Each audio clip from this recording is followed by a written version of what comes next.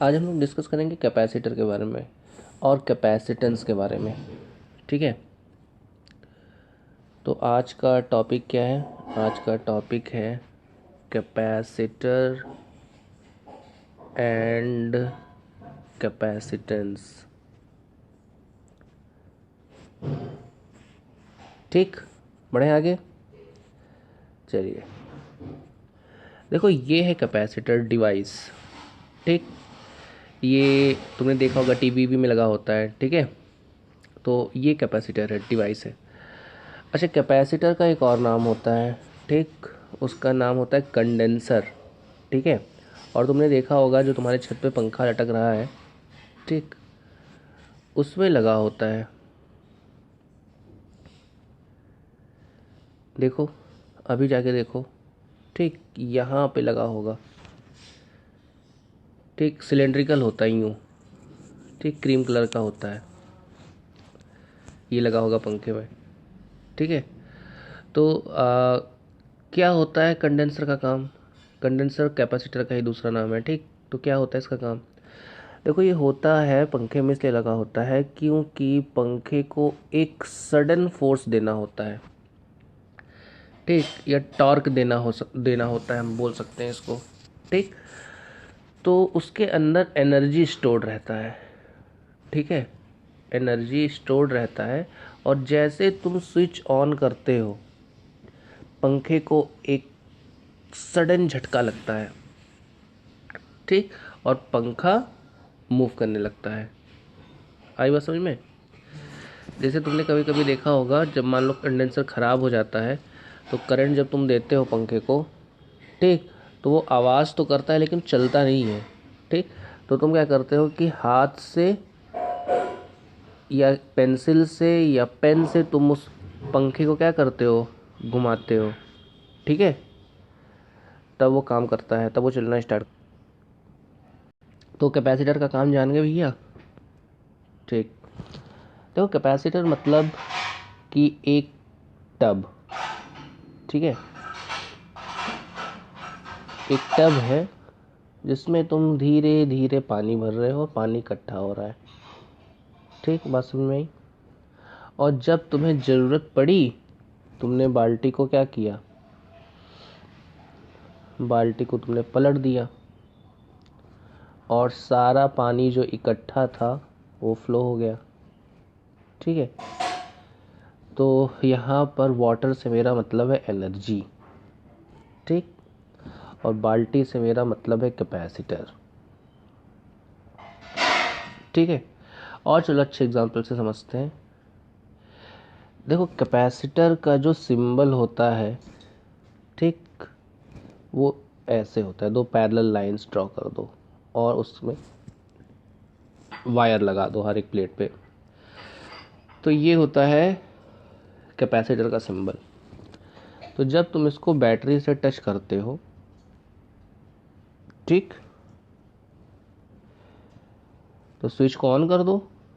तो जैसे स्विच को ऑन करोगे तो होगा क्या कि पॉजिटिव टर्मिनल से करंट जाएगा और निगेटिव करंट से इलेक्ट्रॉन जाएगा। ठीक, यहाँ पर ये जो है ये करंट है। ठीक, और ये जो है वो इलेक्ट्रॉन है, और ये पॉजिटिव प्लेट, मतलब ये जो प्लेट है यहाँ से इलेक्ट्रॉन निकलेगा बाहर। ठीक है, तो जब इलेक्ट्रॉन निकलेगा तो यहाँ पर पॉजिटिव हो जाएगा। ठीक, और यहाँ से इलेक्ट्रॉन जा रहा है तो यहाँ पर निगेटिव हो जाएगा। ठीक है, तो तुम्हारा जो कैपेसिटर है वो चार्ज हो गया। ठीक, अब जब बैटरी उससे निकाल लोगे तो तुम्हारा जो बैटरी रहेगा, वो कैपेसिटर रहेगा, वो चार्ज रहेगा यूँ। ठीक, और इसमें पोटेंशियल डिफरेंस कितना रहेगा भाई? ये इसमें पॉजिटिव है, इसमें निगेटिव है, तो दोनों के बीच पोटेंशियल डिफरेंस रहेगा ना। तो इसमें पोटेंशियल डिफरेंस उतना ही रहेगा जितना कि बैटरी में पोटेंशियल डिफरेंस था। ठीक है, मान लो 10 वोल्ट था, तो यहाँ पर भी कितना हो जाएगा, 10 वोल्ट। तो तुम्हारा कैपेसिटर चार्ज हो गया जिसमें पोटेंशियल डिफरेंस कितना है, 10 वोल्ट मान लिया मैंने। अब इस कैपेसिटर को जिसमें 10 वोल्ट का पोटेंशियल डिफरेंस है उसको लाओ और तुम बल्ब में लगा दो। ठीक, बल्ब का सिंबल जानते हो, ऐसे होता है। स्विच भी लगा दो मन करे तो, और जैसे स्विच ऑन करोगे ठीक ये ग्लो करना स्टार्ट कर देगा और तुम्हारा कैपेसिटर क्या हो जाएगा, डिस्चार्ज हो जाएगा। तो तुमने क्या किया, तुमने एनर्जी को पहले स्टोर किया और फिर उसको कंज्यूम किया। किसके हेल्प से किया, कैपेसिटर के हेल्प से। ठीक है, जो सबसे बढ़िया वाला कैपेसिटर होता है, ठीक, कैपेसिटर भी कई तरीके के होते हैं ना, तो जो बढ़िया वाला कैपेसिटर होता है वो पैरेलल प्लेट कैपेसिटर होता है। ठीक, इसको मैंने चार्ज कर दिया, मतलब चार्ज कैपेसिटर का सिंबल बना रहा हूँ मैं। ठीक, तो ये तुम्हारा चार्ज कैपेसिटर है। ठीक, पैरेलल प्लेट कैपेसिटर, इसका सिंबल तो तुम्हें बताया मैंने, यूँ होता है। ठीक, अच्छा और क्या जानना चाहते हो कैपेसिटर के बारे में। देखो एक होता क्या है भाई, है जैसे मान लो कि वोल्टेज को मैं बढ़ा रहा हूँ। ठीक, वोल्टेज को बढ़ाऊंगा तो प्लेट पे चार्ज की वैल्यू क्या होगी, बढ़ेगी ना। ठीक, तो ये दोनों प्रोपोर्शनल हुए, डायरेक्टली प्रोपोर्शनल हुए। अब अगर आप साइन ऑफ प्रोपोर्शनलिटी को हटाएंगे तो सीवी हो जाएगा। ठीक है, और सी इज इक्वल टू आप लिखेंगे तो क्या हो जाएगा, सी इज इक्वल टू लिखेंगे तो क्यू बाई वी हो जाएगा। ठीक है ना, तो ये होता है भाई, ये सी जो है वो कैपेसिटेंस है। जैसे आर होता था रेजिस्टेंस, इलेक्ट्रिक करंट में पढ़ा था ना,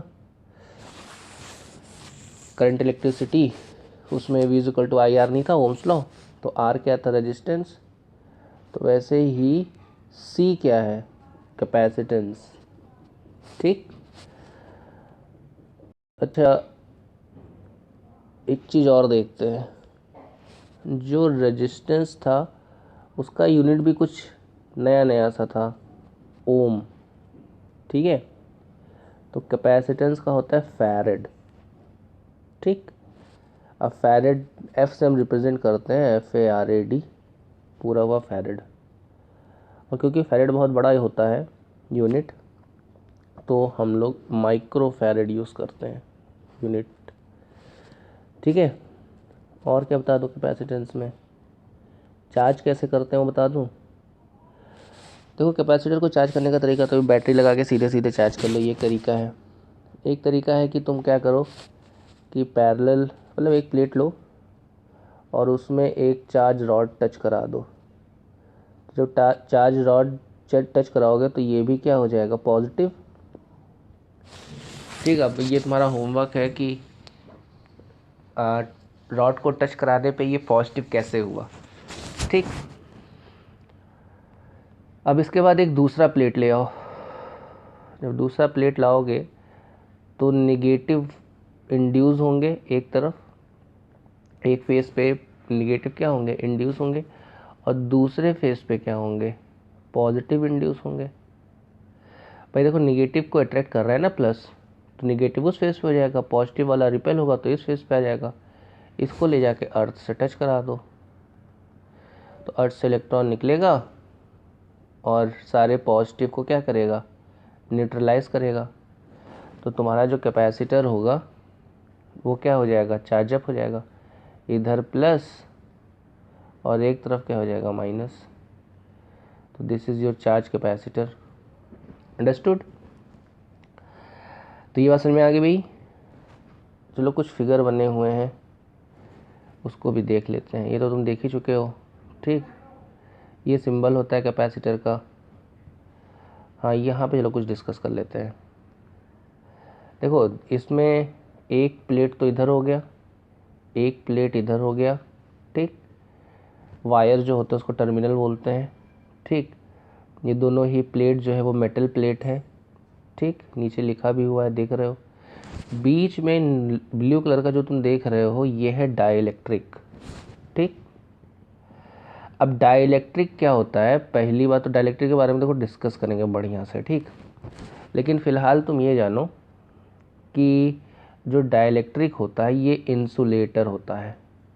क्या होता है? इंसुलेटर, ठीक है। और डाइलेक्ट्रिक जब हम फिल कर देते हैं, जैसे मान लो ये है, सिंबल ले लेते हैं। अब यहाँ पर शुरुआत में क्या है? फ्री स्पेस है, ठीक। फ्री स्पेस है तो यहाँ पर कुछ ना कुछ कैपेसिटेंस होगा। लेकिन जैसे तुम इसमें डाइलेक्ट्रिक फिल करोगे यहाँ पर, अब डाइलेक्ट्रिक क्या होता है हमने तुम्हें बता दिया है, क्या होता है? इंसुलेटर, ठीक। ये कई तरह के होते हैं, मतलब माइका होता है, ठीक, प्लास्टिक होता है, ठीक है, और क्या ले लिया जाए, और भी बहुत सारे होते हैं। जितने इंसुलेटर होते हैं, वुड होता है, ठीक। तो सबका अपना अपना होता है कुछ ना कुछ डाइलेक्ट्रिक कांस्टेंट। तो जब तुम फिल कर देते हो तो कैपेसिटेंस बढ़ जाता है। मान लो C से हो गया C1, कैपेसिटेंस बदल गया ना मीडियम चेंज होने पे, इसके बीच में मीडियम चेंज करने से, तो जो C1 होगा वो C से ज़्यादा होगा। इसलिए हम कभी भी कैपेसिटर यूज़ करते हैं तो उसके बीच में अपने रिक्वायरमेंट के अकॉर्डिंग हम उसमें डाइलेक्ट्रिक फिल करते हैं। अब डाइलेक्ट्रिक क्या है, मैं बार बार बोल रहा हूँ कि डाइलेक्ट्रिक कुछ और नहीं, इंसुलेटर होता है, ठीक। मैंने कुछ एग्जाम्पल भी आपको बताए थे, ठीक है। और यहाँ पे देखो कैपेसिटर को चार्ज करने का एक अच्छा सा फिगर दिया हुआ है, ठीक।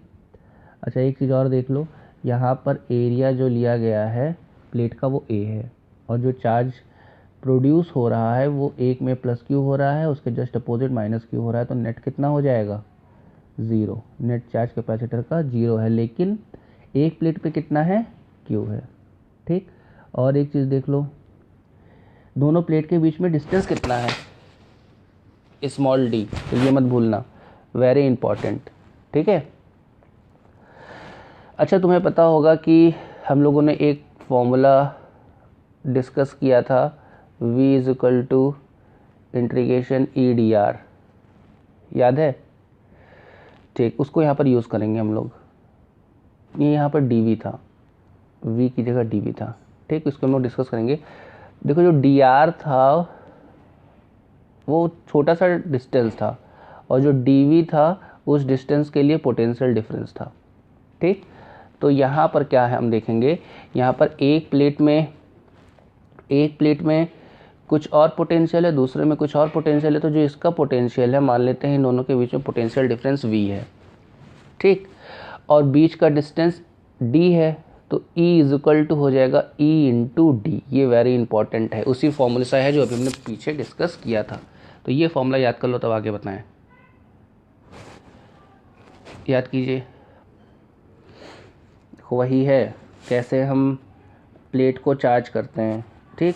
रॉड टच करा के, ये देखो इसको मैंने क्या किया, रॉड को टच करा के सबसे पहले तो इसको पॉजिटिव किया, फिर इसको इसके पास दूसरा प्लेट ले आया तो इधर नेगेटिव हो गया, इधर पॉजिटिव हो गया, और फिर इसको अर्थ में ले गए तो अर्थ से इलेक्ट्रॉन निकला, उसको न्यूट्रलाइज कर दिया सबको, और तुम्हारे पास एक चार्ज कैपेसिटर हो गया। चलो कुछ और बात कर रहे हैं। हाँ, V इज इक्वल टू, मैंने बोला था क्या फॉर्मूला याद कर लेना भाई, किया मैंने बोला था आपको कि एक फॉर्मूला होता है V is equal to ED, ये याद कर लीजिए, ठीक। चलिए अब आगे बढ़ते हैं। देखो अभी हम लोगों ने सबसे पहले कहा था कि फॉर्मूला कैपेसिटेंस का क्या होता है C is equal to Q by V, बोला था ना, ठीक है। अब वहाँ पर कैपिटल Q था, लेकिन मैं यहाँ पर Q ले रहा हूँ। अब Q इज इक्वल टू क्या होगा, तो देखो तुम्हें पता है कि जब एरिया में चार्ज डिस्ट्रीब्यूशन होता है तो वहाँ पर चार्ज पर यूनिट एरिया को हम सिग्मा से रिप्रेजेंट करते हैं।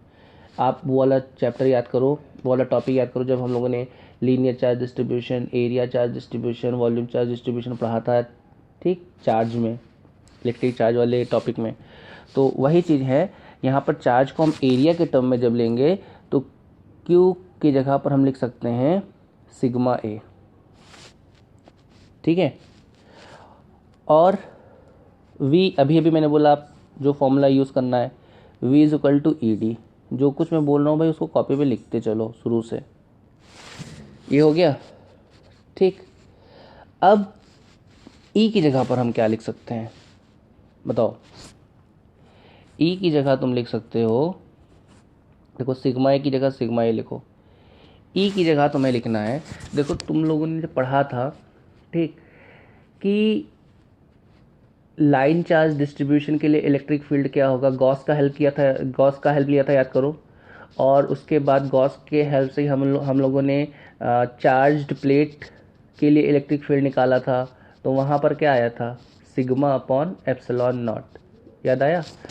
तो यहाँ पर हम E की जगह क्या लिख देंगे, सिग्मा अपॉन एप्सिलॉन नॉट, ठीक। और D की जगह D ही रहने दो, D तो तुम जानते हो दोनों कैपेसिटर के बीच का डिस्टेंस है। तो ये फॉर्मूला मेरे ख्याल से तुम्हें याद होगा, नहीं होगा तो पीछे नोट्स पे देख लो अगर लिखे हो तो सिग्मा सिग्मा क्या हो जाएगा, कट, एप्सिलॉन नॉट ऊपर से चला जाएगा तो हो जाएगा epsilon naught A upon D। ये आपका फॉर्मूला हो गया कैपेसिटेंस कब, जब पैरेलल प्लेट लेंगे और उनके बीच में स्पेस होगा, ठीक है, वैक्यूम होगा। तो ये फॉर्मूला हम लगाएंगे कैपेसिटेंस निकालने के लिए, epsilon naught A upon D, जहाँ A क्या है प्लेट का एरिया, D क्या है दोनों के बीच का डिस्टेंस, और एप्सिलॉन नॉट क्या है परमिटिविटी ऑफ फ्री स्पेस। तो this is the formula to find out capacitance. अगर ये समझ में आ गया है तो मैं कहूँगा कि इसको आप नोट कर लो, पूरे डेरिवेशन को, ठीक है। चलो देखो कहाँ पर है पूरा डेरिवेशन, ये रहा, इसको नोट कर लीजिए तो मैं आगे बात करूं। देखो इसमें सारे टर्म तुम समझ जाओगे, कुछ है नहीं, जो मैंने भी पीछे बताया था वही सब लिखा हुआ है इसमें, ठीक। देखो E is equal to epsilon naught sigma upon epsilon naught हम लोगों ने पढ़ा था ना, अभी मैंने डिस्कस किया था। तो इन्होंने यहाँ पर K यूज़ कर लिया है। K मतलब कि कोई किसी मीडियम को लेकर वो चल रहे हैं, और जब हमने फ्री स्पेस वैक्यूम लिया हुआ था, लेकिन ये कोई मीडियम लेके चल रहा है, तो अगर कोई मीडियम लेके चलोगे तो वहाँ पर हम यहाँ एप्सिलॉन नॉट के साथ K भी लगा देते हैं। K होता है डाइलेक्ट्रिक कांस्टेंट। डाइलेक्ट्रिक कांस्टेंट के बारे में हम लोग बात करेंगे जब हम लोग डाइलेक्ट्रिक पढ़ेंगे, ठीक। वैसे आप जानते हो डाइलेक्ट्रिक कांस्टेंट क्या होता है, ठीक। और यहाँ पर देखो formula V is equal to E D, मैंने बोला था कि याद कर लीजिए, उन्होंने लिख लिया, ठीक। अब क्या किया इन्होंने, E की वैल्यू यहाँ पुट कर दी है। तो E की वैल्यू कहाँ से लोगे, यहाँ से लोगे, तो सिग्मा D अपॉन के एप्सिलॉन नॉट हो गया, ठीक। अब सिग्मा इज इक्वल टू क्या लिख सकते हो भाई, sigma is equal to Q A लिख सकते हो, सॉरी Q बाई ए लिख सकते हो, क्योंकि तुम्हें पता है Q इज इक्वल टू क्या होता है, सिग्मा अपॉन ए, ठीक है। तो चाहे तो लो चाहे तो ना लो, ठीक, लेकिन लिख लोगे तो ऐसे Q बाई ए लिख दो सिग्मा की जगह। इन्होंने अपना तरीका बताया है, हमने अपना तरीका बताया है। तो कुल मिला के रखने के बाद ये हो गया फॉर्मूला। अब तुम्हारे पास जो मेन फॉर्मूला है वो C is equal to Q by V है। यहाँ पे Q की वैल्यू रखने की जरूरत नहीं है, क्योंकि Q अभी कट ही जाएगा, और V की जगह पूरी वैल्यू उठा के रख दो, ये जो आया है V की वैल्यू उठा के रख दो यहाँ पे, तो Q कट जाएगा, और C इज इक्वल टू तुम्हारे पास क्या होगा, C इज इक्वल टू तुम्हारे पास ये फॉर्मूला होगा, ये वाला मेन वाला। अब ये क्योंकि मीडियम को लेकर चल रहे हैं तो इनके पास डाइलेक्ट्रिक कांस्टेंट है, अगर मीडियम ना होता तो K इज इक्वल टू तुम 1 रख सकते हो, लिख दो for free space K is equal to 1, then C is equal to epsilon naught A upon D। ये तो मेरा भी आया था भैया, ठीक है। आगे डाइलेक्ट्रिक के बारे में डिस्कस करेंगे, कैपेसिटेंस के और भी फॉर्मूले को ड्राइव करेंगे। तब तक के लिए धन्यवाद, मिलते हैं।